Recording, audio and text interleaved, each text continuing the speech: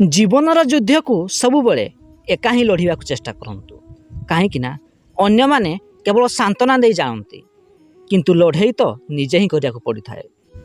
जदि कौन कार्य बारंबार विफल होउछंती तेबे कार्य करिवार शैली को बदलांतु निज चिंताधारा को नुहे कहीं निज चिंताधारा बारंबार बदलाउथिबा मनीष केबे भी सफलता पाई न थाए।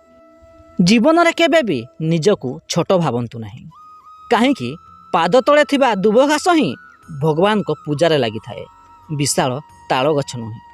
जो व्यक्ति भगवान को ऊपर विश्वास एवं निज ऊपर भरोसा रखी थाए संसार कौन समस्या ताकू विचलित करि पारे नहीं।